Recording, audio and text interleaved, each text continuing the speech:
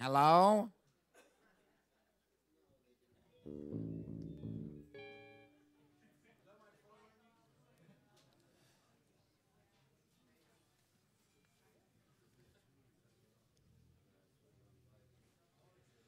I want to,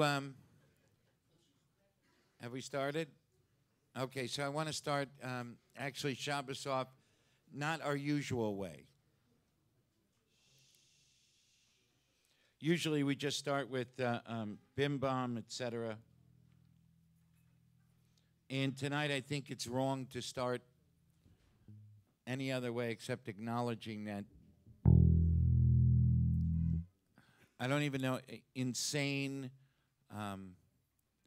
tragic, all of these words seem so small about what happened in Newtown, Connecticut. The last thing I read, 28 people dead, 20 of them children. We're living in a world today that is not safe. And with all our technology, and with everything that we have at our grasp, we should be safe. Reinhold Niebuhr, in the original Serenity Prayer, said, God,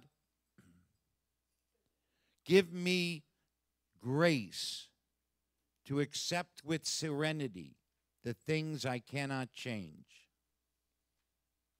Courage to change the things courage to change the things I should.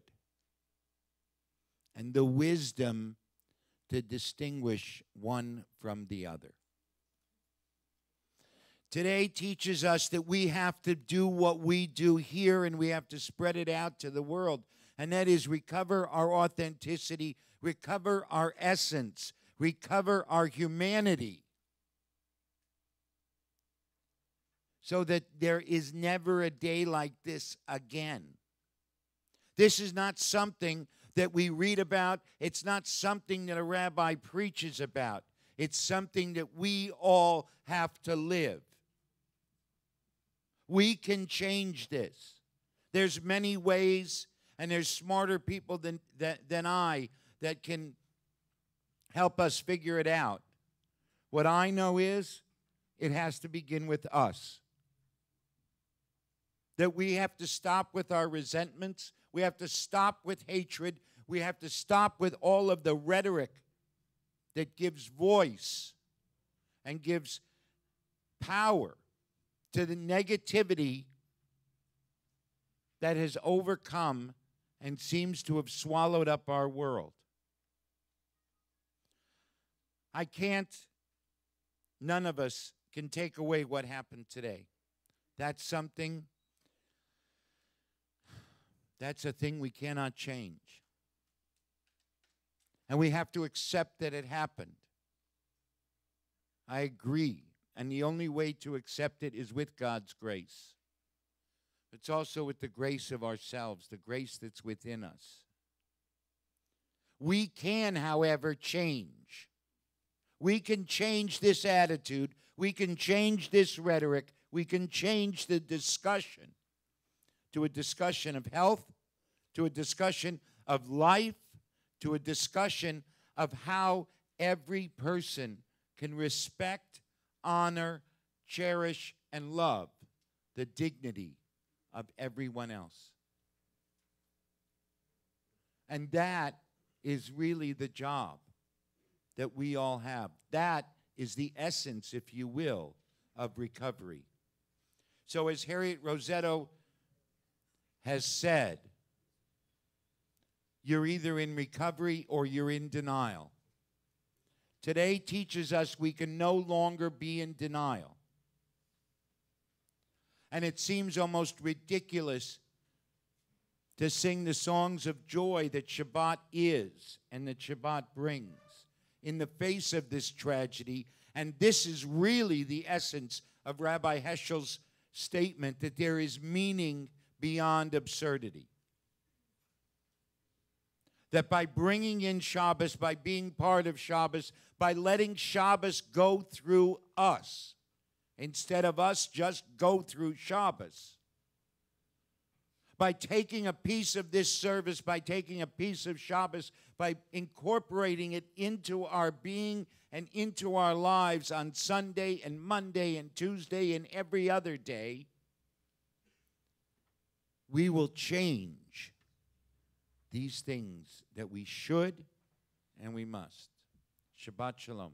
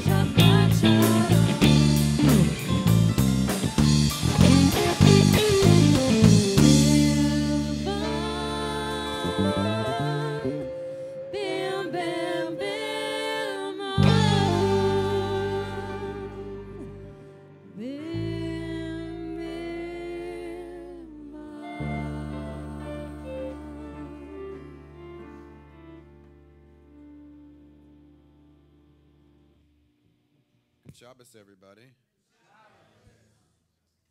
So there's meaning beyond the mystery, and holiness conquers absurdity. So Rabbi Heschel's words. And for a lot of Shabboses, we start out with Rabbi Heschel. And then sometimes it dies down for a while. And then when looking for inspiration, we bring him back. So, creation is the language of God.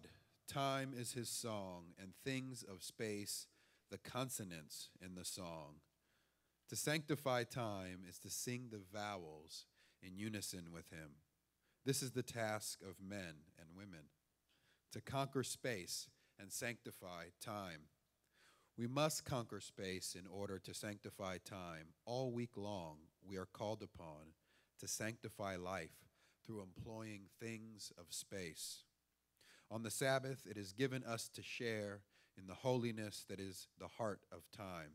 Even when the soul is seared, even when no prayer can come out of our tightened throats, the clean, silent rest of the Sabbath leads us to a realm of endless peace, or to the beginning of an awareness of what eternity means. There are few ideas in the world of thought which contain so much spiritual power as the idea of the Sabbath. Eons hence, when of many of our cherished theories only shreds will remain, that cosmic tapestry will continue to shine. Eternity utters a day. That's the last couple of paragraphs in Rabbi Heschel's The Sabbath, which I've read many times. When I read these words of Abraham Joshua Heschel, I'm carried away. When I try to dissect them, however, I stumble. Rabbi Heschel is very interesting in the structure of his writing. He begins by creating a tight, systematic, philosophical approach to any given subject. Then he abruptly transitions into what I would call poetry. I used to think that Heschel did this to evade the cold, hard facts of his positions. However, I have changed my point of view. In the spiritual world, there are no cold, hard facts, just God, mystery, and music. So when Heschel speaks about time, about Shabbos, he is immersing us in the reality of Shabbat, the mystery of Shabbat.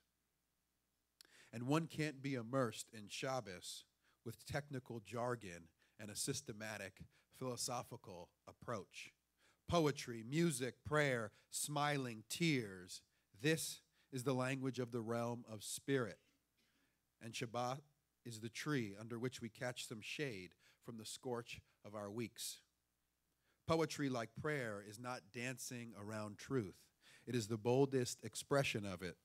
It is the only medium through which to accurately convey the mystery, gratitude, pain, and worship in life. Mankind is always at risk of detaching itself from the root and the spirit. When faced with superficialities and tragedies on a daily basis, it is Shabbos that elevates the human spirit. It is music that moves us, each other we turn to, and God who calls out, Ayeka, where are you? And on Shabbos we reply, Hinenu, here we are. Heschel is not a poet. He is a prophet, or enough to say he is a descendant of the prophets. He comes to remind us of who we are and what we are here for. Shabbos comes to remind us of who we are and what we are here for. We get together every Friday night here at Beit T'Shuvah to work on our spiritual amnesia. And like every week, Shabbos comes right on time. I think so, huh, Rabbi? I think that you're probably correct. I just wonder, okay,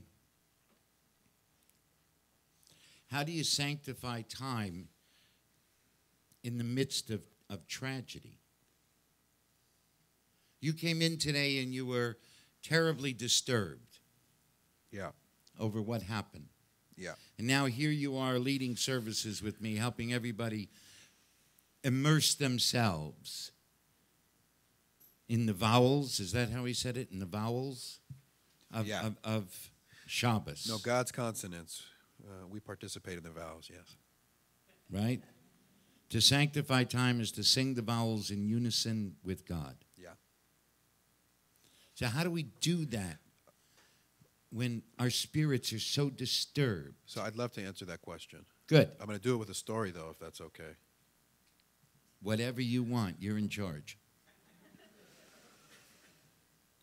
So I was in a counseling session with a young man and his family yesterday, and he had a tragic childhood. Really, I can't think of another word to describe it, but a very, very difficult, hard childhood that nobody should have.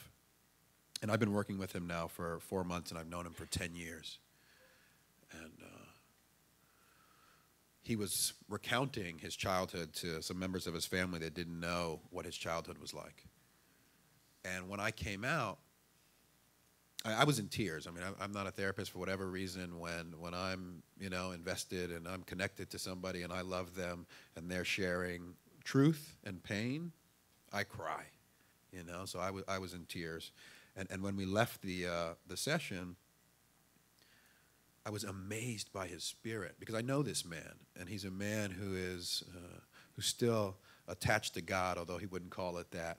He's still attached to people. He's a man of hope. And what he took from his dark childhood was, I don't want to be like that. And there's two pieces to that little phrase. You know, I didn't want to be like that. I didn't want to be like the people who hurt me. The two parts to that phrase are, he recognized that he could be, that was a possibility, that all of us can be perpetrators. The second piece was a deep desire in his spirit to overcome what he came from and to be something else. And so I think how we sanctified is that way. We take what is reality, what is painful, what is life, all of it, and we lift it up. We make that choice like he made. As we say in Yiddish, I can't say it in the Yiddish, but we say it in English, from your mouth to the ears of the world, though. God hears it. Do we? Shabbat Shalom. Shabbat Shalom. We continue Shabbos with the niggin. It's a wordless melody.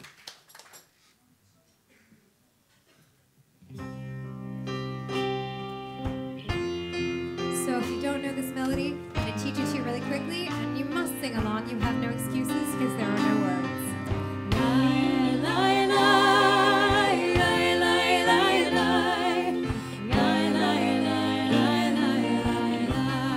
Just you.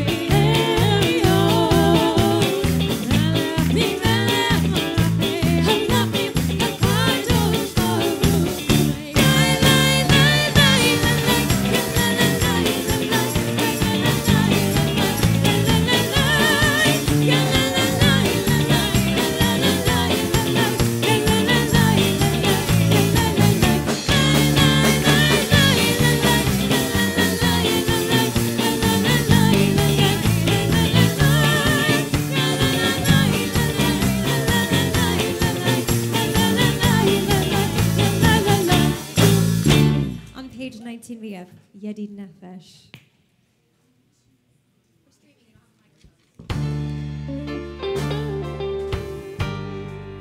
The minhag hamakom here at Beit T'Shuvah is to put your arms around your neighbor. If you don't know your neighbor, you know them now.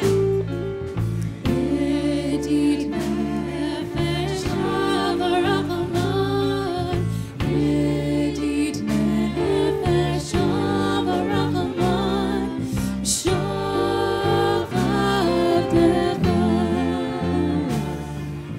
Eretz Onecha.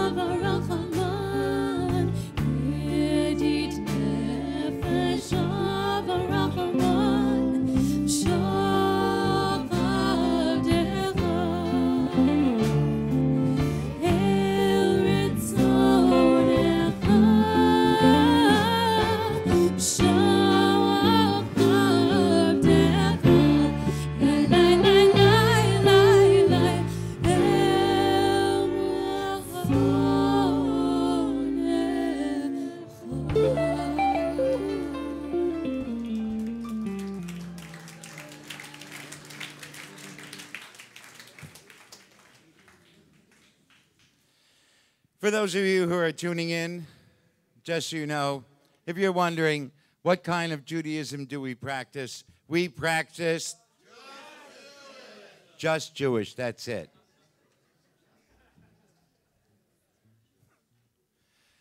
This is Beit T'Shuvah. For those of you who don't know, Beit T'Shuvah is a residential recovery center for people who want to live well. Our tagline is recover your passion and discover your purpose, and that's what we do here. And it's not about drugs or alcohol or addiction. It's about reawakening the beauty and the strength and the fire in the human soul. So on Friday nights, the two great spiritual practices we're supposed to do are Tzedakah and Chuva, and we do both here. Tzedakah, of course, means righteousness. Most people think it means charity. It doesn't. It actually translates to righteousness. And righteousness means that we take care of each other and that we help each other. And it's interesting because in the Jewish tradition, it says even a beggar has to do tzedakah. We do tzedakah. We don't give it. And that's a very important thing. We have to do something. We have to take an action. And without taking an action, it's a bracha levatala, an invalid bracha, a wasted prayer. So we pass the tzedakah boxes, ladies. We have two ladies who pass the tzedakah boxes. Stephanie Cullen, who is our development associate and our all-round technical person, plus she's got the best smile in town. She's always smiling. And Allie Ditlove, who is the executive director of our temple and auxiliary programs. So we're very grateful for you two ladies passing the tzedakah boxes. The money is used to help our residents learn how to have fun in sobriety. Beit T'Shuvah is a place. Beit T'Shuvah is a place. Remember, whatever you're saying gets picked up live, so you have to watch what you're saying. You know what I mean? Just so you know. Beit T'Shuvah is a place that we take everybody in our primary care program of 100 people. About 70% of them pay $500 or less. So we're always fundraising, and we're never turning anyone away. We always keep mission over money. And so this money helps us do things that we didn't plan on during the year in our yearly budget. The second great practice is Chuva, and that's what this place is all about. Chuva translates as repentance, return, and response. I think the essence of it, the spirit of it, the spirit of Chuva is truth. It's truth and it's change. Because in order to do Chuva, I have to look at myself. I have to see myself. And while everybody wants to say, oh, you know, when I look at myself, I see something terrible, that's not Chuva. Chuva is about taking an inventory, a full inventory of myself. And to do that, I have to see what's good about me and what's not so good. What I do well and what I don't do well. What I need to nurture and what I need to grow. And by doing that, I then can make restitution to people I've harmed. Because whenever I harm somebody, I'm really taking their dignity. I'm calling them an object. I'm treating them as an object. And that's the great crime that Chuva comes to heal. Because when I go to somebody and I make an amend or I have a plan on how to both restore their dignity, restore whatever I might have taken from them, and also a plan on how I'm not going to do it again. I'm acknowledging their humanity and my own. And then my response when the same thing happens and the same situation comes up is totally different. And that's what Chuva is. That's what we do here. That's the essence, the spirit of this place. That through truth in who I am, both not so good and great,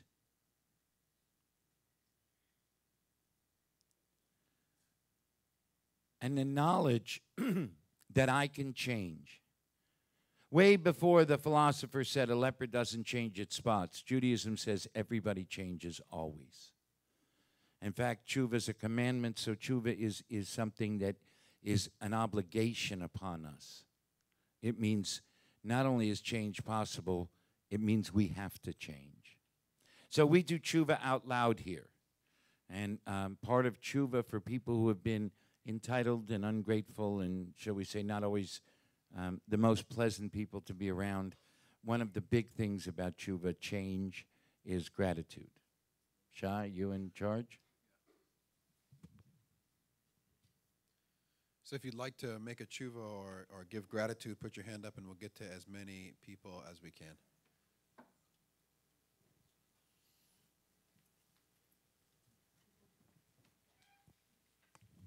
So I'm Daphne Zeiman.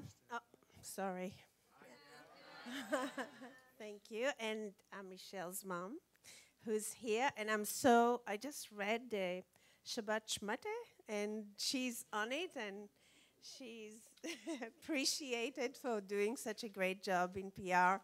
And it just brought me to tears because I'm so happy to see Michelle find her passion and a family here. And I'm so grateful to you, Harriet. And I'm just overwhelmed with gratitude. Thank you.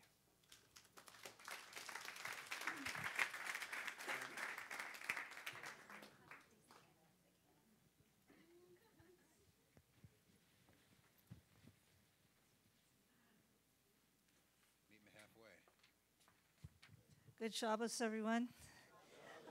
I'm Lucy, and I'm a very grateful member of this community.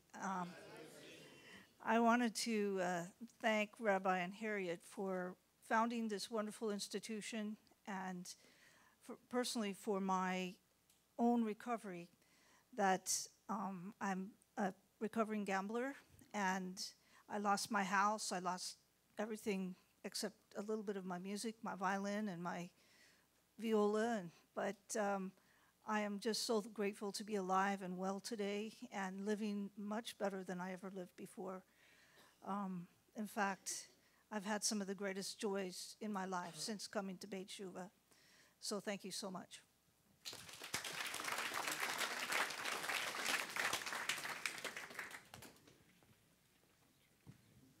My name is James, and I'm a grateful member of this community. I would like to give gratitude to Rabbi and Harriet, of course, for this amazing program. I'm one of the ones that pays less than $500 to be here. But thanks also to the donors for making this possible for me. Also a shout out to the music department, Laura Bagish and Cantor Rachel and Cantor Shira, for allowing me to be a part of that as well. And also a special thanks to Janet Markowitz in Alternative Sentencing, who fought so hard for me to be here. Thank you guys, everybody, and also to my sister. She's my best friend.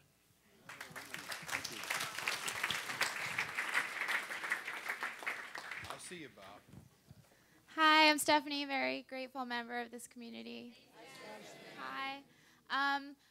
I'm really grateful this week. It's been really busy, really crazy, and I just wanted to give a special thanks. We had a really amazing board retreat led by our chairman, Dr. Bill Resnick, and it was so great. And like in all great Beit T'Shuvah fashion, a lot of things came together last minute.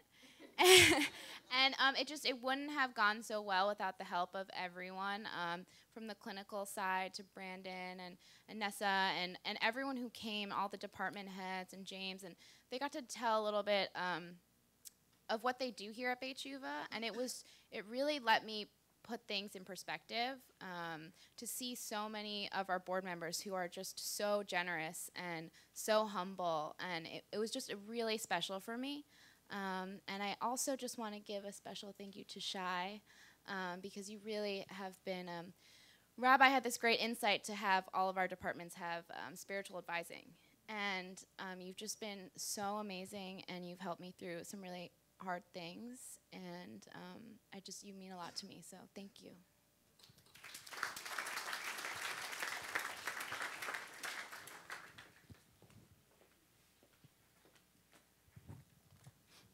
Hi, I'm Bob Green. And since I had a sad week, I thought it was good to give gratitude today. And I was thinking about the last year of things I wanted to give gratitude for. And I have a lot to be grateful for. This year I accomplished a big dream. I got to perform my comedy routine at the Improv Comedy Store and the Beit T'Shuvah Talent Show for the first time. So that was a big accomplishment. Actually, I made some vows at the beginning of the year. The second was I increased my hugs per Friday service by 150%, which is something I wanted to do. And the other thing is I learned at least 10% more of the words to all the prayers this year. I didn't learn them all, but 10% more. And the other thing that happened to me this year that I want to share is when I first started coming to Beit T'Shuvah about 11 years ago, I sat in the back, and I didn't know anybody, and I wasn't a resident, and I was petrified. This place totally intimidated me. I was so scared, and I'd always sit in the back, and I'd just listen. And then about 3 years later, Rabbi gave a talk on how you shouldn't be a tourist here. And I thought, well, I'm kind of like a watcher and observer. I'm really not here. So I figured the best way to shortcut it was to go see the rabbi, and I did, and we talked, and I got to know him, and he got to know who I was, and that was great. And then about 5 years went by, and I'm a happy member here at Beit T'Shuvah. And then I crashed my motorcycle outside. And then I went through this period where I thought God and everybody was against me for a couple of months. And then I got tired of it, and first I talked to Alan, who yelled at me. Then I went to Rabbi, who yelled at me. And Rabbi told me how, and I said to him how I felt like I didn't matter. You know, I'm not a resident, I'm not this, I really feel like I don't matter. And he kind of yelled at me and said how I do matter and how I have to kind of work and earn to matter around here. Because a lot of people around here need to matter. So I decided, well, okay, I've got to kind of kick myself in the ass and start making more of an effort, which included coming to every event I could, getting together with Shai and Cantor Rachel, and really trying to get involved. And the thing I'm most grateful for is this year I think I really passed through going from a member to really feeling like I belong here. And I'm just so grateful that when I come here, I really feel like I belong. I don't say I'm a member of this place. I really belong at this place, and I'm so proud. And I just want to give so much gratitude for that. Thank you.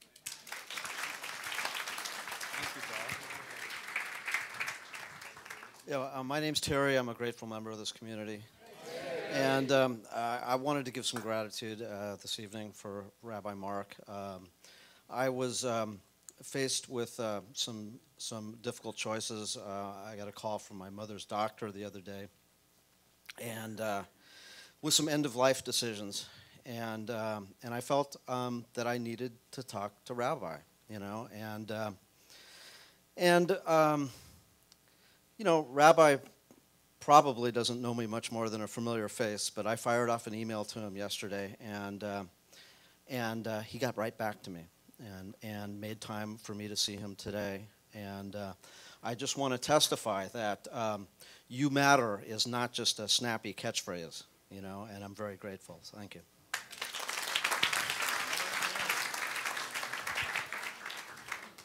So I had a couple gratitudes I wanted to give. One was I wanted to give gratitude to the Jewish Journal because I have 2 young kids, and so my wife can't always make it to Shabbos. And so she's watching right now, and she gets to be at Shabbos, which she doesn't always make, so I'm grateful for that. The second is I was at a birthday party yesterday, and I've been at around Beit T'Shuvah for almost 10 years in a couple weeks. And there was all of these folks who were from younger generations than me. They graduated from Beit T'Shuvah 3 years ago, or 5 years ago, or 2 years ago, or last year. And I was looking at a group of about 30 Beit T'Shuvah alumni. And I was just struck by the miracle of it all. And I knew most of their stories, and I saw them when they came in, or I welcomed them in. And to see how God expresses himself through Beit T'Shuvah and the miracles that happen here, I was radically amazed. I was in awe about it. And I was just smiling, and I had a great time, and I was in joy, and I was celebrating. And I think sometimes it's hard for us to see the miracles really close to us in our own life when we change or in a close family member. But when you're just a little bit outside, you know, and you see a big group of people like that, or you see somebody else who you knew just wasn't going to make it. You knew when they came, this person's not going to make it. The file was this thick, you know, and everything changes, and they're happy, and they're eating, and they're dancing, and they're singing, and they're celebrating for another person in the community. It was very moving. So I'm grateful to Beit T'Shuvah, and I'm grateful to Aaron DeLug for inviting me to his birthday party to experience that.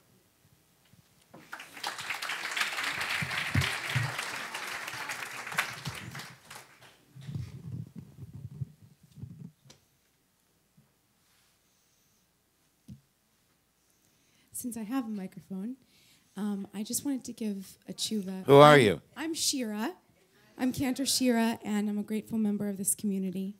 Hi, Cantor Shira. Oh, I like that. Do that again.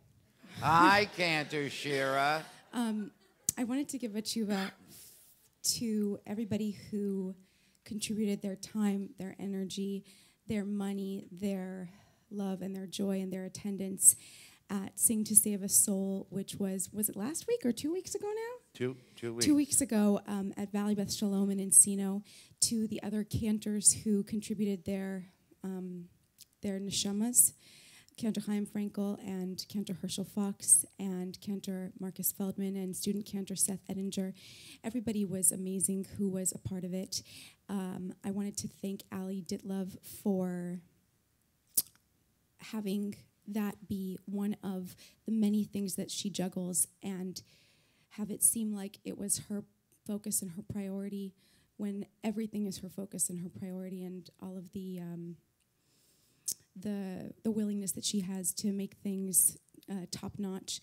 And I wanted to thank James for contributing his time and his musical genius and his heart to making that night have a foundation that everybody could stand on, and to all of the choir who gave their time and their love to it, because, you know, I think not being in the spotlight doesn't always feel as incredible as being in the spotlight, but to my mind, you guys all were just top dog that night. Thank you for being a part of it. And there's somebody else I wanted to thank, Rachel, Cantor Rachel.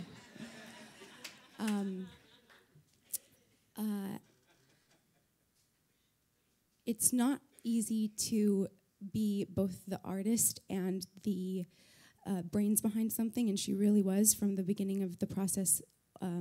When we first had this idea of creating Sing to Save a Soul, this concert, as a fundraiser for Beit T'Shuvah, and Cantor Rachel just, she's the little engine that could.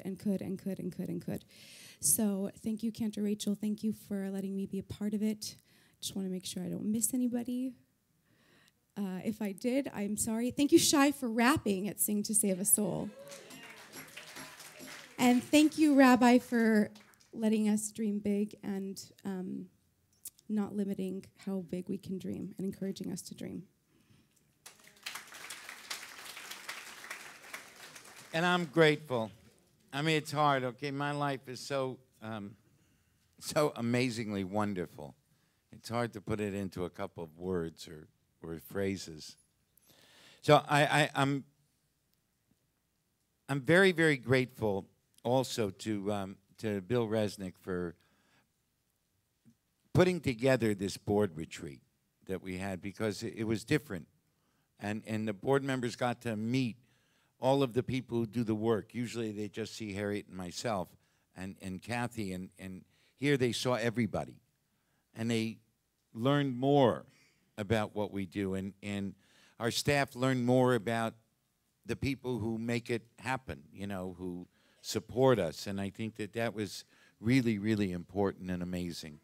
So I'm very, very grateful.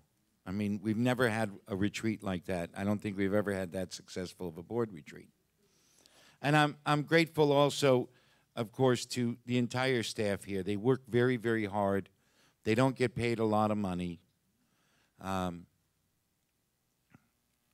They get paid okay. They just don't get paid a lot of money. And they have mission over money as well for their own lives. And I, too, am grateful. I'm grateful for Sing to Save a Soul. I said it last week. But you didn't hear me, Cantor Shira, and I was so grateful for you and of course, for your father. I think you can get it online. You have to watch Cantor Herschel Fox singing Hey Jude. You can't describe it, can you? Right? In only his way. So I suggest that you take a look at it, because it's wonderful, it's uplifting, it'll make you cry, and you'll be cracking up at the same time. And I want to thank also one of the board members, Ed Praver, who comes every week. We have a construction meeting. And I'm supposed to be the person on site that goes to the meeting, and Ed said, well, that could be troublesome, so I'm going to show up. And I appreciate it, Ed, and I love having you, and I love the fact that we can figure things out and do what's best, and your passion and your love for Beit T'Shuvah. I also want to tell my colleagues how grateful I am. We have a spiritual staff department that is amazing. Every resident here has a spiritual counselor, and graduates can keep using their spiritual counselors. And it's really amazing. And now the different departments, and we have Shira Friedland and Matt Shapiro and Adam Siegel and Polly Berg and Cantor Shira, Cantor Rachel, and Shai, and Rabbi Dahlia Szymanski, and Rabbi Gavriel Hershoff, and all of them contribute so much, and I'm so grateful. And during services, of course, I have the best team possible. They make me look good all the time, and I want to tell you how grateful I am that hanging out with you two ladies is a pleasure. Again, if you want to see something, you got to see Chaim Frankel get kissed by the two ladies. It's a riot, and you two are not only the best-looking cantors in in town. You have the best voices, and what's so amazing is how your souls come through. That you don't sing with your voice, you sing with your souls. And that's what makes it all work here, and I'm so very, very grateful. And the rabbi-to-be, the guy who's going to be in charge, is shy, and your brilliance and your spirit and your depth and your fun and your friendship mean everything to me, and I'm so grateful to be able to hang out with you, and I'm so reassured with you taking over, and I think that's the biggest thing for me. And of course, to the woman who makes it all happen, Harriet Rosetto. Harriet Rosetto was the founder and creator of Beit T'Shuvah as well as the CEO, and 22 years ago, she decided to marry me, and that was another gift that you gave me. You've given me the gift of being part of Beit T'Shuvah. You've given me the gift of being part of your life. You've given me the gift of watching you wrestle with your demons. You've given me the gift of learning how to wrestle with mine. You've given me the gift of being able to appreciate the transformation of a human soul.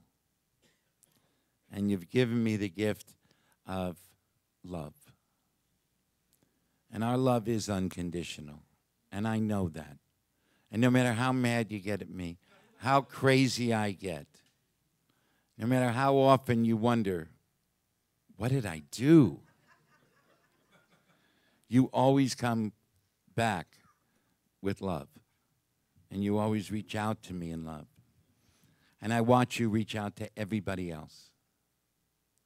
And I think what's really important, that in 2 weeks, of course, we're going to celebrate your book, Sacred Housekeeping. That is an amazing book. It's probably the best book I've read.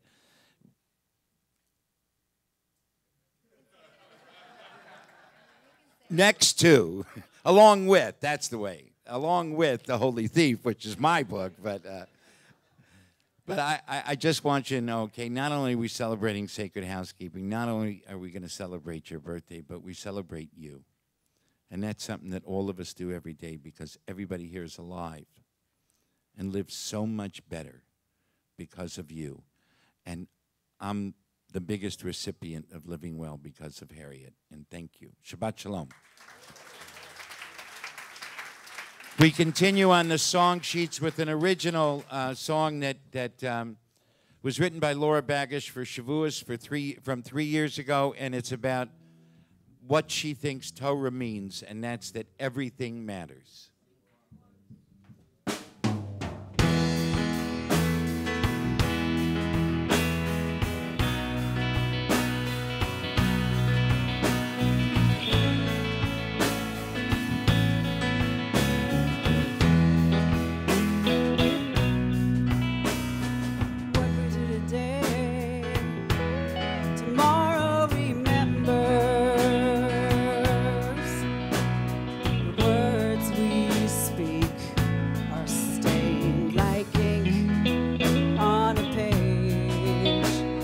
Story trite, no action invisible. Oh, what we do today will live forever. When we face sorrow, when we're in pain, when we face failure, when we're ashamed, help us find courage and passion and hope. Help us to remember with an open heart.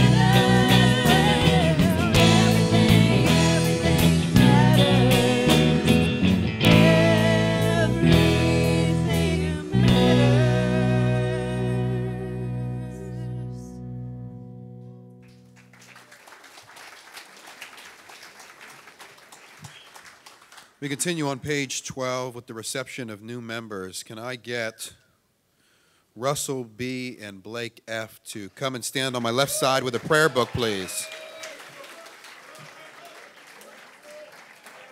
You need a prayer book? I'll grab you one. All right, but you're over here. If you don't. Actually, it's right there. And can I get Ronnie Stabler and Joan Praver to come up to read page 12, reception of new members? I gave them no warning about that. I was going to, and then I went, I'll just call them up on the spot. I figured you wouldn't mind. No. Okay. Please read on page 12 responsively. Okay.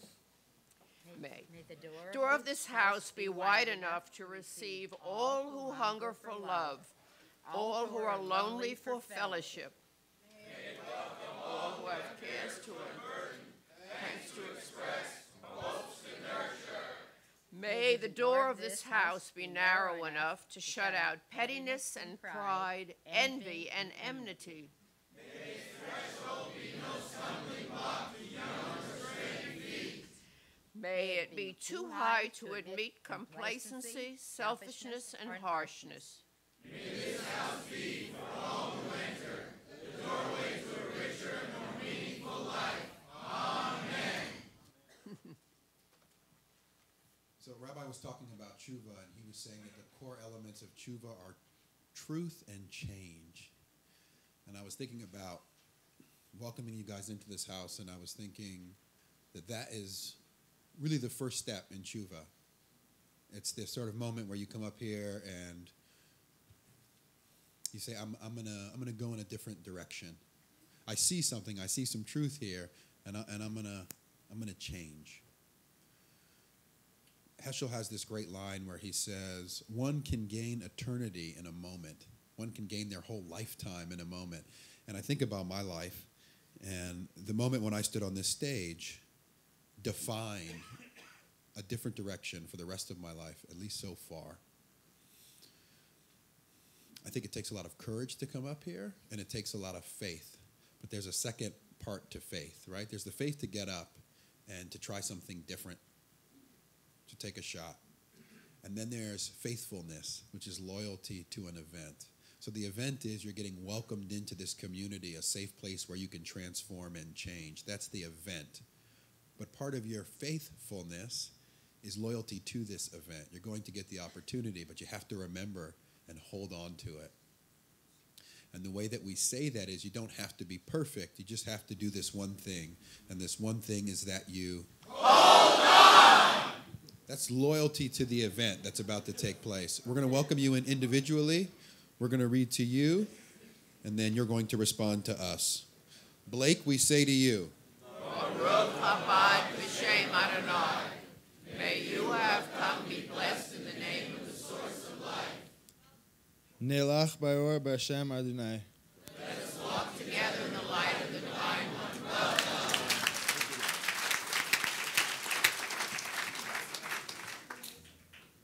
and Russell, we say to you, Baruch haba b'shem Adonai. May you have come be blessed in the name of the source of life. Nelach b'or b'shor Abadah. Wait. One more time. Wait. Nelech. Bior. B'shem. Adonai. Yeah. Let us walk together in the light of the divine one. Welcome. So these folks have been around here kind of a long time. If you want to know how they did it, you're welcome to ask them after services. And welcome again. Thank you.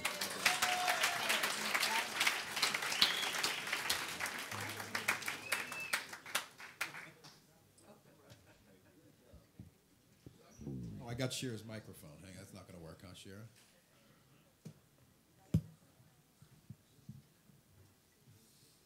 On page 25, Mizmor Shir.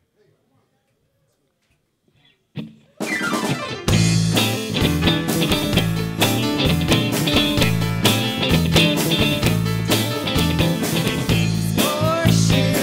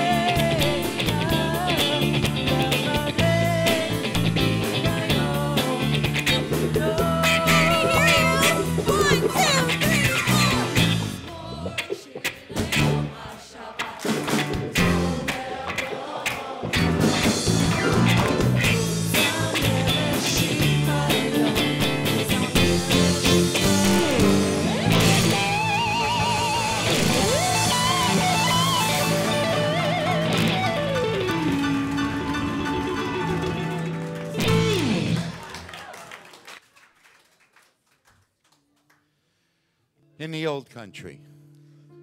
I'll tell you what, I'm very serious. I've said this before, but I never knew what the old country was because I never knew where my grandparents came from. They should rest in peace. Because I say, where'd you come from? The old country. I never knew which old country. I found out later on. Unless you're my age, then the old country is New York. Very quick. Very quick. That was good.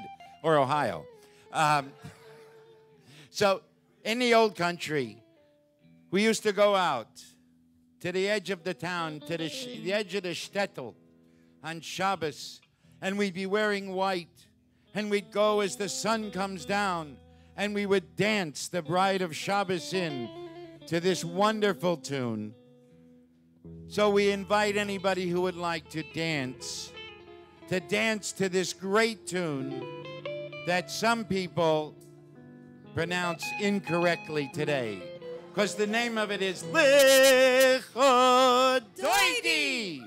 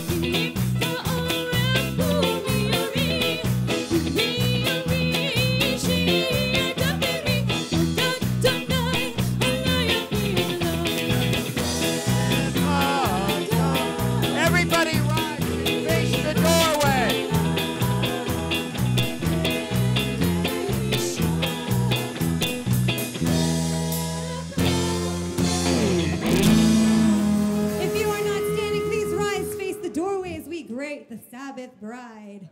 Beit Shalom,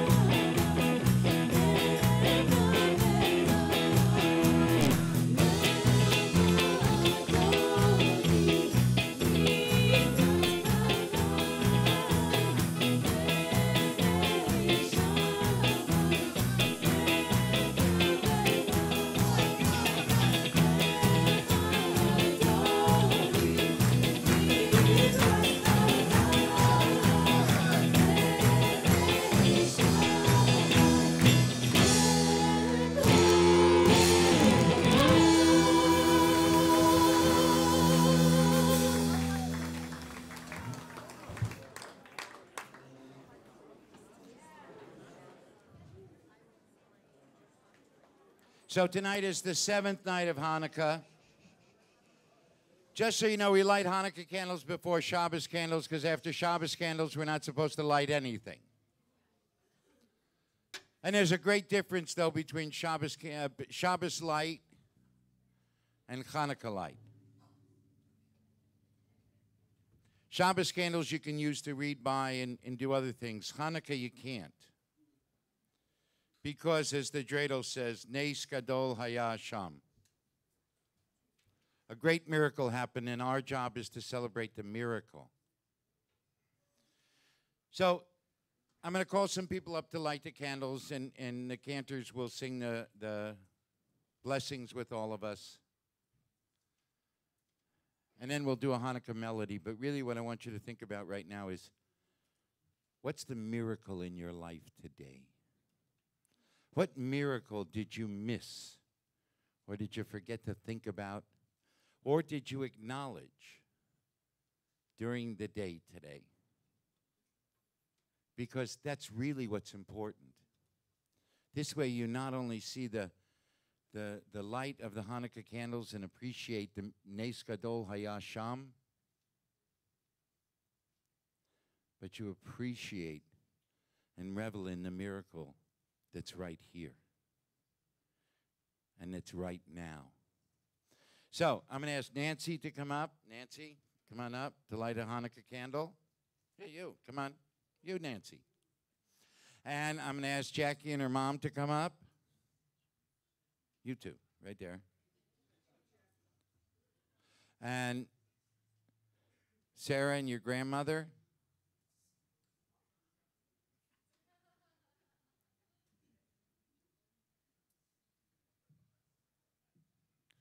And Kathy and Nina. And each one of you can light a candle. Kenny, you light the last candle. Right. 1, 2, 3, 4, 5, 6, 7. Nope, you light with her. 8. Okay, we're good. No, 7, 2, 4, 6, 7, 8. Yeah. Kenny, you light the last one. So one person light the shamas, and then take the shamas and light the rest of us. Each person light one candle. I know this is difficult. I'm irreverent also as a rabbi.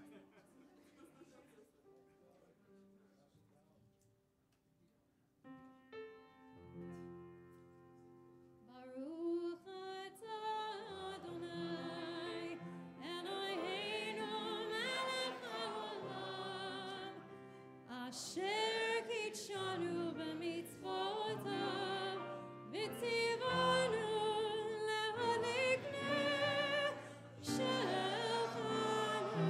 Chanukah.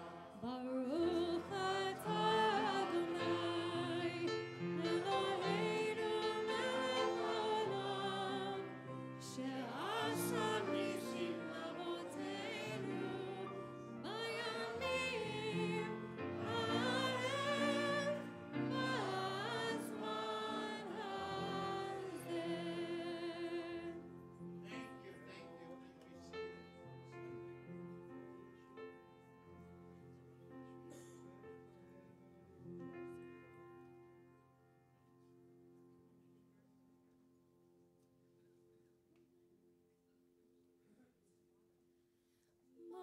Ma'otzoi Yeshuati, lechana el shabeach, tikon beit tefilati, v'sham todan ezabeach, le'etachim atbeach, mitzam nabeach, azekmor v'shir mizmor, Hanukkah hamizbeach, azekmor v'shir mizmor, Hanukkah hamizbeach. Sevivon sof sof sof, Hanukkah uchato, Hanukkah uchato. Sevivon sof sof sof, Chag simcha u'lam, nes gadol haya sham, nes gadol haya sham, Chag simcha u'lam. Sevivon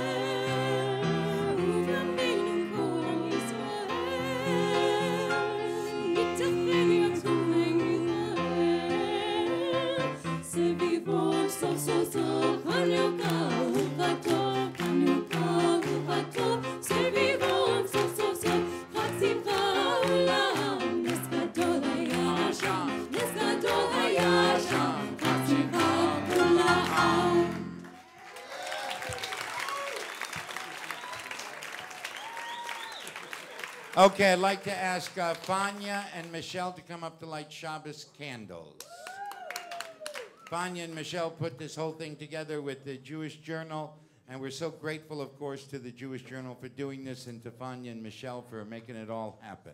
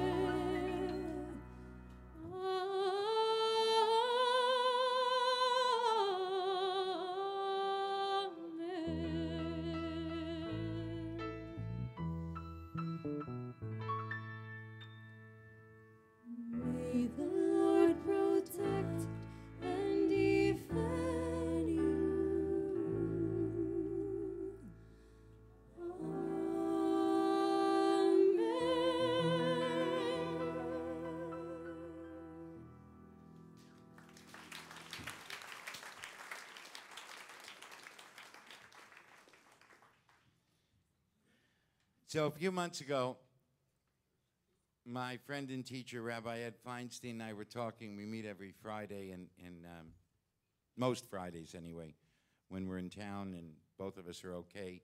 And we have, and we study together. And he said to me one time, he says, Mark, he says, you know, I think us Jews have it wrong.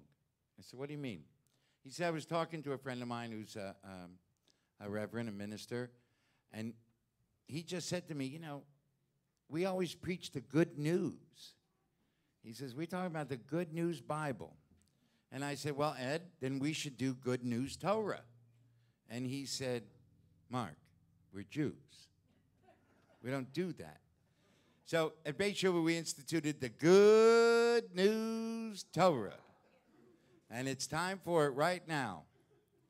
So the first good news about this Torah portion is Joseph gets out of jail. Now, think about this. Is there anybody here besides me that is relieved about getting out of jail?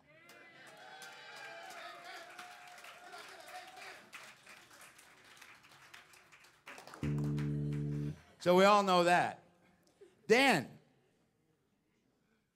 the second good news is that life is not fair. How do I know this?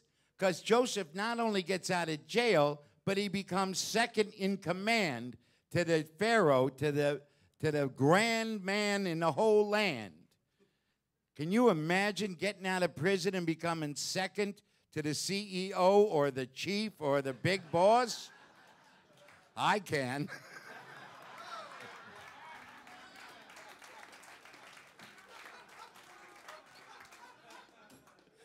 So, Harriet, without knowing it, you were continuing the story of Joseph and continuing the Bible right here.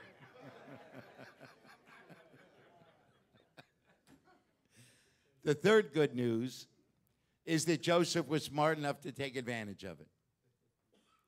Now, the fourth good news is that Jacob, there was a famine in the land of Canaan, and Jacob was looking at his sons, and he says, "What are you doing sitting around here? Go to Egypt and get us some grain." Of course, he always talked nice to the other boys like that. I think that's why there was such enmity between Joseph and his brothers. So the brothers went. They did it. They went to Egypt. And if they hadn't gone to Egypt, the Jews would not have survived. Because they went to Egypt, and then what happens, of course, Joseph recognizes them. They don't recognize Joseph. And he puts them in jail. Nice brother. Can you imagine any brother trying to get even with the brother that tried to harm him or screw him over or anything like that? I mean, it's unheard of. Could you imagine this? Could you imagine that kind of sibling rivalry? Okay, good. So now you know how all the characters of the Bible are. Because the best news is that this story is our story. And Joseph locks him up, then he lets him out. He says, "Listen, if you're being real, if you're not spies, then I'm going to keep one of you, and then you bring your younger brother back." Because Joseph couldn't believe it. But Joseph was in that in-between land. That in-between land of resentment and joy. And he was so split, he didn't know what to do. So he sent everybody back. He sent the brothers back. And in each one of their sacks, he put the grain and he put the money back too. He didn't even want their money. He heard that his father was alive, but he was still afraid. He heard his brothers, and this is also very good news. The brothers say, how do they put it? Wait a minute. I'm going to get to the right line right here. They said to one another, "Alas, we're being punished on account of our brother because we looked on at his anguish, yet paid no heed as he pleaded with us. This is why this distress has come upon us." They did not know that Joseph understood, for there was an interpreter between him and them. Joseph turned away from them and wept. So he realized the good news is that his brothers realized what they had done. And this was their way of starting their Chuva. So if you want to know where Chuva really comes in, it comes, of course, with Jacob. But the good news is the brothers saw it, and they saw, you know what? We did the wrong thing. And the beauty of this is that when we read this, we can all look and see who did we cause distress to, and how can we go to them and tell them that I'm sorry? How do I go to them and say, actually not how, but I can go to them and say I'm sorry and become redeemed? The last bit of good news is, of course, that Jacob gets pissed off at the brothers. "Why'd you tell me you have another brother?" And they go up there and they go with Benjamin. And the end of this parsha is really amazing. And for me, it leads into the start of what's really amazing, which is true Chuva. He put his cup in Benjamin's bag. He set him up. Joseph said, "What is this deed you have done? Do you not know that a man like me practices divination?" Judah replied, what can we say to me, my Lord? How can we plead? How can we prove our evidence? God has uncovered the crime of your servants. Here we are, then slaves of my Lord, the rest of us, as much as he in whose possession the goblet was found. Judah wouldn't let his brother Benjamin stay in Egypt alone. Judah said, whatever's going to happen to him is going to happen to all of us. So this family that was torn apart by jealousy and by anger and by resentment and by hatred, by favoritism, this family that suffered for so many years because of rivalry, the brothers came together. And Judah, the man who said, let's sell the other one, let's sell Joseph, stood up and said, I'm not leaving my brother. The best news about this parsha is that's what we say as Jews. I'm not leaving my brother. I'm not leaving the poor in the street. I'm not leaving the homeless without shelter. I'm not leaving anybody to fend for themselves.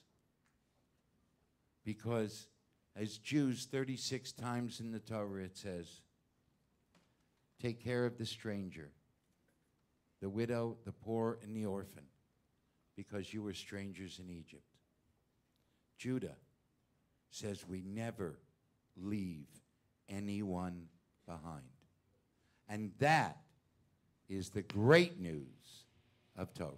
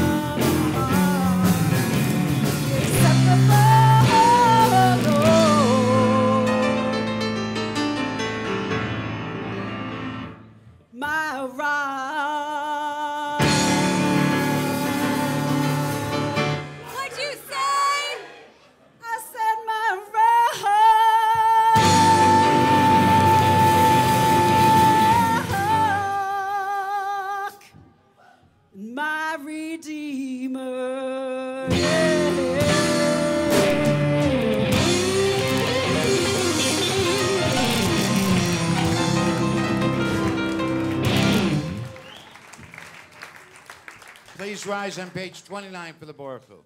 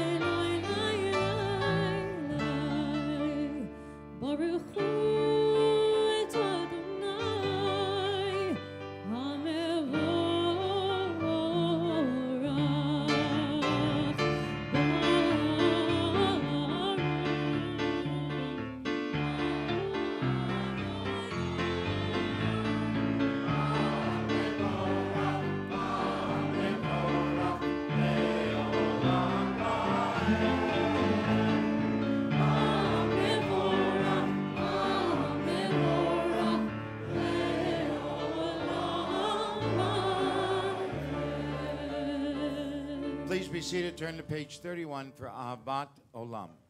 This is an arrangement by Chris Harden.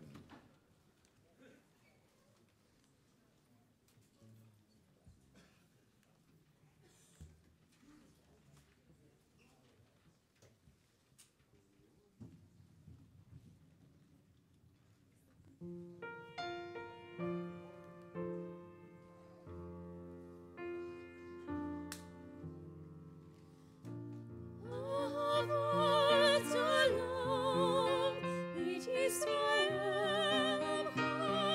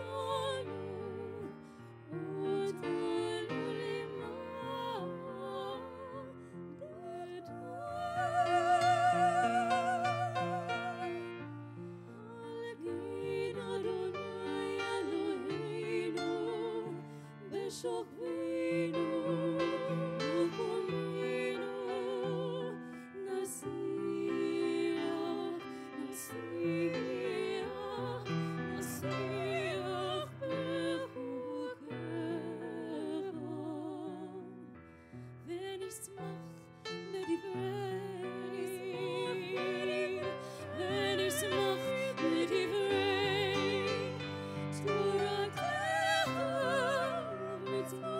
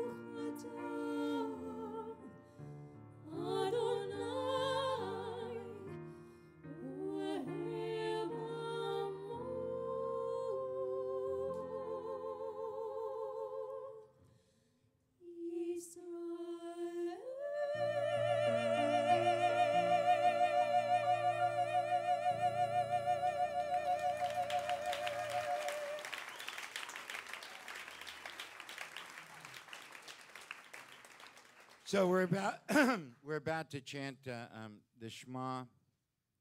As part of the Shma prayer, which we don't do tonight, it is the third paragraph. And in it has this phrase, Lo taturu acharei levavchem v'acharei einechem, asher zonim achareihem. Now, in studying this with my teacher, Rabbi Feinstein, he said that it really is about don't be a tourist. Bob earlier alluded to it. Because if all we do is follow our emotions and follow what our eyes see, then we're going to go all over. And everything will look bright and shiny, and anything doesn't look bright and shiny, we just run away from. And that's the land of a tourist. That's the way of a tourist. You go and you visit, and, you spend a minute there, and then you go to the next place. But really, it's about how do we be a citizen? How do we be somebody in this country, in this land, in this moment, in this body, in this place? How do we make sure that we don't go whoring after what we want, but really that we work to make the things that should be a reality. We're on the West Coast. Newtown, Connecticut is all the way on the East Coast. We can't be a tourist.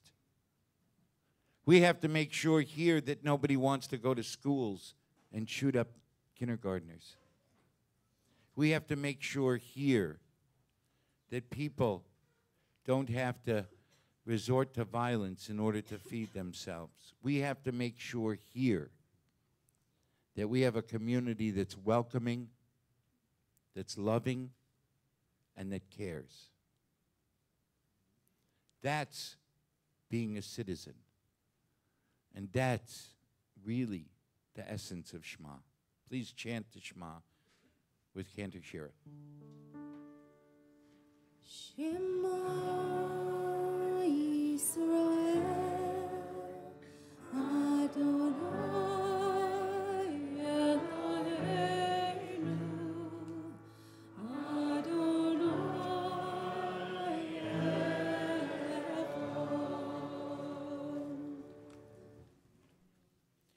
I would actually like to ask everyone to please rise. And let's take a moment of silence, a moment of getting together with ourselves, a moment of prayer, not just for Newtown, but for every town. Not just for those families, for every family. And not just for other people, but also ourselves. Not by might, not by power, but by Spirit alone. May we all live in peace.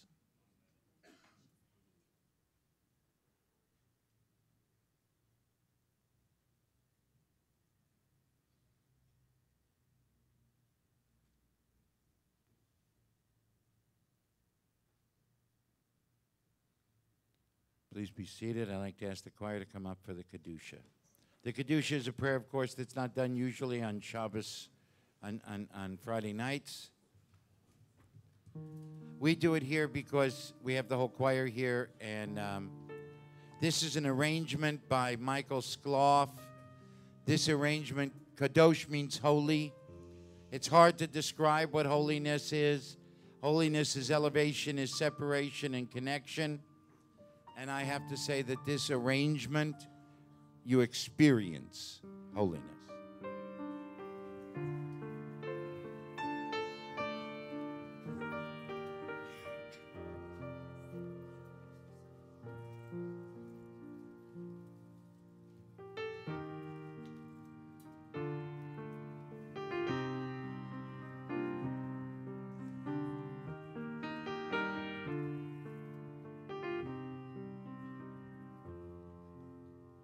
Kadosh and Shalom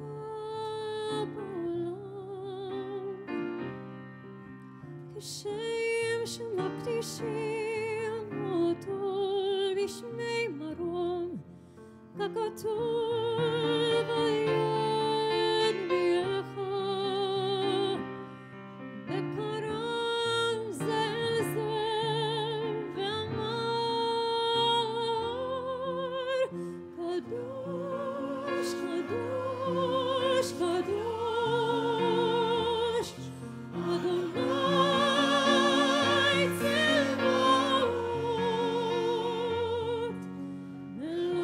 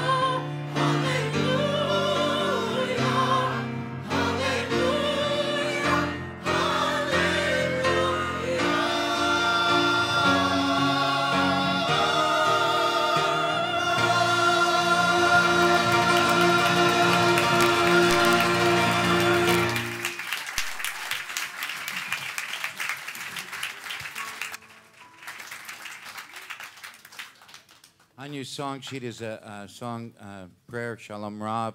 It was written by James Fuchs. And an assist from Cantor Rachel, right? On my parents' piano. Right. My father needs the credit for that. We got to use his piano.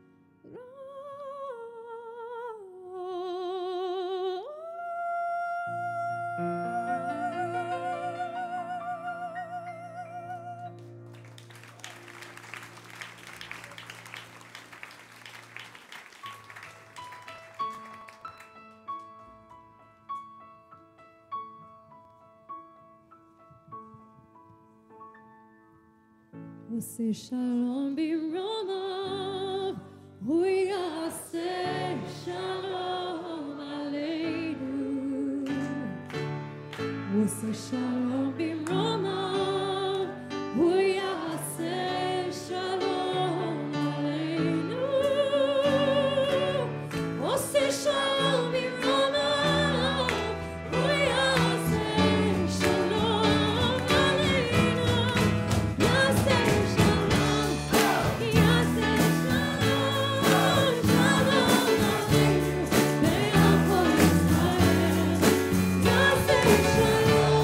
Shalom,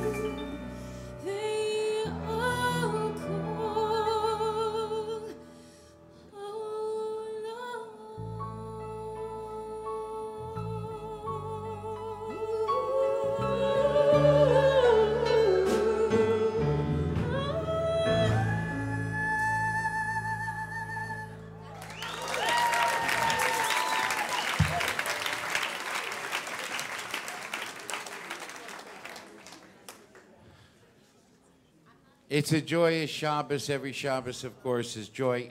And in the joy, we have to remember that there are those who are ill.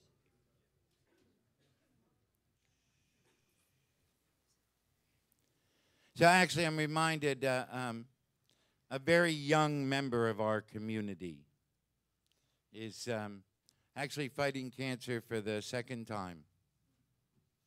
And he's a brilliant young man, had his bar mitzvah here, and just one of the sweetest souls. So I ask everybody to pray for Max. And pray for everyone. Because healing is about how do we help people live. I don't know that it's about cure, but it is certainly about bringing rest, comfort, and connection to the spirit of ones we love, to the spirits of members of our community. So we say a prayer, Mishaberach Avotenu V'Imatenu, Hu Yivarech V'Yirapeh Cholim. May the one who blessed our ancestors, Abraham, Isaac, and Jacob, Sarah, Rebecca, Rachel, and Leah, bless and heal. Please put out the names.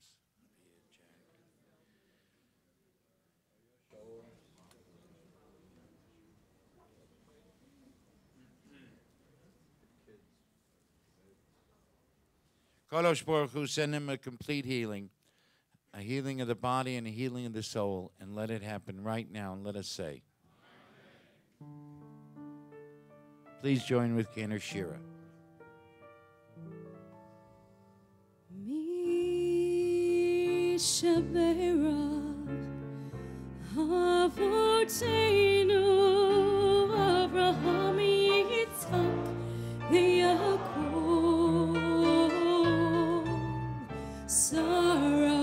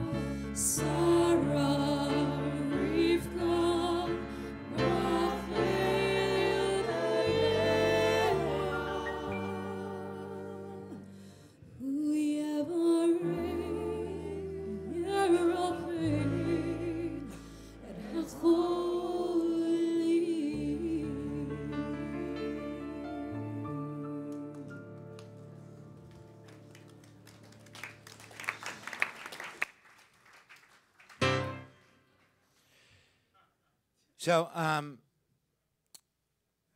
I found out that we got a comment online, okay, about the anonymity factor, and I want to say this publicly, and I want to say this for everyone. Everyone here had a choice as to whether or not they wanted to be here, be on camera, and we talked about it at our 4 o'clock ethics, and my suggestion was, and my belief is, that we should be proud of our recovery. And the reason that we're doing this live stream Shabbat, and it really was a real discussion, is because we believe that we bring hope and healing. And if one person who's out there, whether it's a family member or somebody who needs to be in recovery, if one person gains hope from tonight, it's worth it all. So that's the reason behind it, and I wanted to be clear about it. It's not about going against the principles of AA. It's really standing up for the principles of Judaism, which says if you can save one soul, it's as if you've saved the entire world. So anyone who's offended, I apologize. I'm sorry that you're offended, we believe that there's a higher purpose, and that's the reason for it. And we want to thank the Jewish Journal, and especially Jay Firestone, who has done an amazing job at making this happen. That guy with the headphones right there. Everybody say, thank you, Jay. See, now you're hooked, Jay, right? And just a few announcements. December 15th, tomorrow night, we'll be at 7:30. There'll be at 7:15 will be Hanukkah, and 7:30 there'll be a special performance of Freedom Song, our original play. If you haven't seen it, it's amazing. If you have seen it, it's amazing, and it changes. And we certainly... See, I lost control. Control is a fleeting thing. And we welcome anybody who wants to see it. It's our original play. It's an original musical about addiction and Passover. And the real question is, what are you a slave to? On January 27th is our big event. It's our gala. And every year I get nervous because it's the event where we have to raise the most amount of money in one night so that we can keep the doors open. As I said, 70% of the people who are in our primary care pay $500 or less. And the cost of care per resident is $4,834. We got it down to there's a few pennies, but, we got it real close. So we need to do something to make sure we keep our doors open, and this is our big event. Anything you can do to help us. Tickets, you can see Barbara or Allie or call them. There's raffle tickets, opportunity drawing tickets. We don't have raffles. In the, oops, I made a mistake. In the lobby. But it's a time when we can use things for our silent auction. And it's really the event that says, Beit T'Shuvah, we want you to be in business. Just so you know, we get 100 calls a week from people in trouble. We have full up in the end at all times. So we never put money before mission. We always keep mission above money. And we need help, and the gala is it. On February 7th through 9th is our family weekend. Any family member of anybody in recovery or anybody who needs to be in recovery, we have a weekend of healing and hope for you. And you can call or email Allie or Adam Mindell. And we have, you heard about Sing to Save a Soul. We have Run to Save a Soul, our marathon. We are the only charity, official Jewish charity of the LA Marathon. And this is our fourth year running. We started with 4 runners. What? A dozen.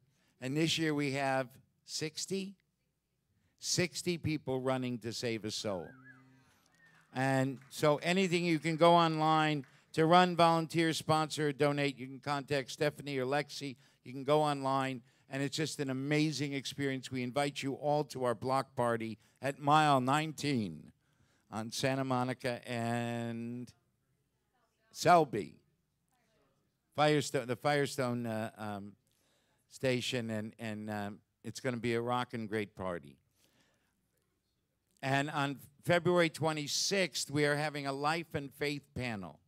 We're having a rabbi, a philosopher, a psychologist, and a scientist. All of them are going to come here and talk about life and faith and how it goes together or how they separate it.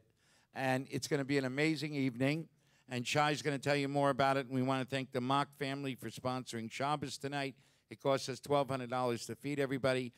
We have one sponsor. A sponsorship is $300. So anybody on that's watching live that would like to send in a couple shekels, we'd be appreciative. So just a real quick thing about the Life and Faith panel. We've been working on it a long time. It's going to be February 26th, 6:30 p.m. And the tagline is what it means to be human today. So for me, I walk around thinking, what is this place? I wonder what the purpose of my life is. And, so I'm sort of a philosophical guy. And it's an opportunity to ask some very learned, experienced, wise people what they think about questions around what it means to be human today. The other piece is that the questions are going to come from whoever wants to submit questions. I'm going to collect them all and compile them. So this is the first announcement. So when you're walking around looking at the stars, wondering something, write the question down, bring it in, and we'll include it in the panel. Just wanted to give you that opportunity. And do you remember what's happening 2 weeks from tomorrow night? The 29th of December? Oh, I do know a small. Right, so anybody who wants to get a copy, a special edition copy of Sacred Housekeeping, you can contact Allie or Barbara or Lexi. And even if you can't be here on the 29th, you certainly can get a signed autographed copy of Sacred Housekeeping by the author, the brilliant, the beautiful, and the amazing Harriet Rossetto. Amen. And have a great Shabbos. Amen. Please rise on page 61 for the Kiddush. For those tuning in, Murray usually does our Kiddush every week, so that's the first word of the Kiddush here at Beit T'Shuvah. He's not here this week. Savrei Chavarai. Baruch atah Adonai Eloheinu melech haolam, borei bria v'afen. Baruch atah Adonai Eloheinu melech haolam, asher kitshanu b'mitzvotav v'ratzah banu, v'shabbat kodsho be'ahava u'ratzon hinchilanu, zikaron l'maaseh v'reishit, kivoyam techila lemikra'e kodesh, zecher l'tzion Yisraelim, kivanu b'chorta v'ilkanu, kidashta mikol ha'amim, v'shabbat kodshecha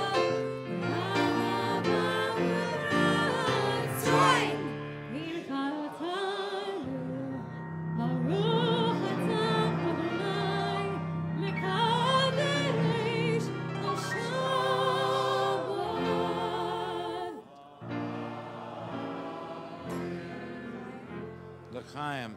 I ask only those who are saying Kaddish for a yortzeit or for the year mourning to remain standing. Please, no one stands alone. If somebody is standing, make sure somebody stands with them. That's an excellent idea. Everybody should stand for what happened today. Good idea, Joan. Good idea, Ronnie. Joan said it, so that's why, you know. And we also remember the yortzeits of Nate Shub, Percy Schwartz, Edith Singer, Jeff Belsky, Joseph Rosen, Esther Rosen, Irving Stensel, Melvin Shore, in the year of mourning of Evelyn Albert, Max Andler, James Blakeney, Elliot Kaplow, Selma Jean Feinmel, Brandon Garrett, Betty Gimpelson, Evelyn Gladney, Gladys Blakeney Hoskin, Sharon Jaffe, Jeff Cassip, Robert LeBove, Lisa Levinson, Marshall Licht, Lauren Mackler, Stuart Mason, Lena Miller, Evelyn Morgan, Ross Mueller, Martha Nimoy, Rob Orban, Jack Payne, Celia Robbins, Mark Ruskin, Richard Schiff, Harold Solars, Mark Spiewak, Mitch Sternfeld, Alana Trevale, Katie Tupanen, Marjorie Vanderveen, and Lee Zucker. Together, let us all say the Kaddish. Yiskadal, Yiskadash, Shemei Rabba, Yalmati Vrach Yurtei, Yamlich Malchutei, V'chayechon v'yomechon v'chayei dechol Beit Yisrael, V'agalav Yizman Kari V'yimru Amen.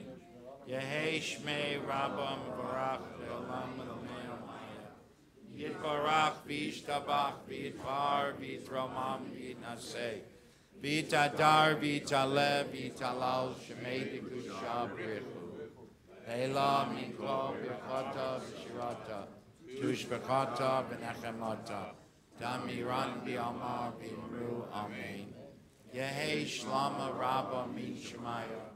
V'chayim aleinu v'yavo Yisrael v'imru. Amen. Osei shalom v'nama. U'yasei shalom. Aleinu v'yavo Yisrael v'imru. Amen. May the one who makes peace in our heavens bring peace and comfort to all who mourn. Please grab a piece of the challah or a piece of somebody who's got a piece of the challah, but watch where you grab that piece.